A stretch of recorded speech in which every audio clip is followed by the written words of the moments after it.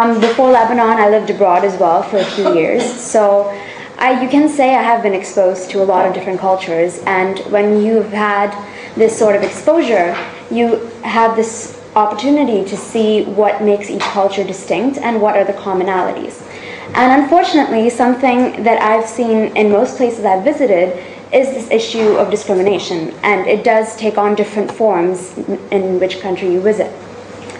In Lebanon, despite the fact that I am Indian and I have darker skin color, I have been lucky enough never to have felt direct persecution because of this.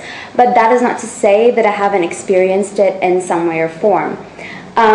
Like most families here, we have someone who helps maintain our household. She's from Bangladesh and she is one of the best people I have ever met. And she's lived with us really for so long that she is part of the family now.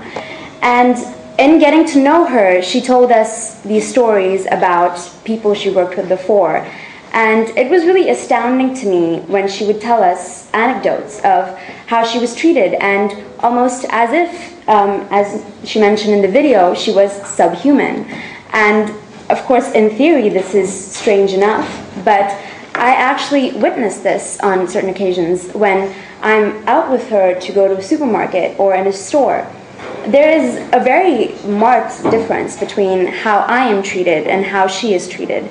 And the reason this is extremely surprising to me is that she is one of the kindest, most patient, and most hardworking people I've ever had the privilege of meeting. And it's really shocking to me that she would be treated as anything less. On the whole, though, I would say I'm not unsympathetic to, the mentality, because if you've been taught to think a certain way about certain people, that's just common knowledge to you, and you won't think that that's an incorrect way to address people.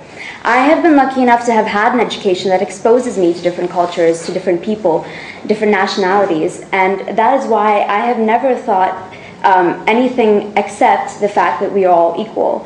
But that is because I have had the privilege of that education, and a lot of people haven't. So I think that as long as we continue to raise awareness, we can create a society in which your job, your socioeconomic background, your nationality, and your skin color do not affect how people treat you, because that is just not a factor that should affect how you are treated in the world.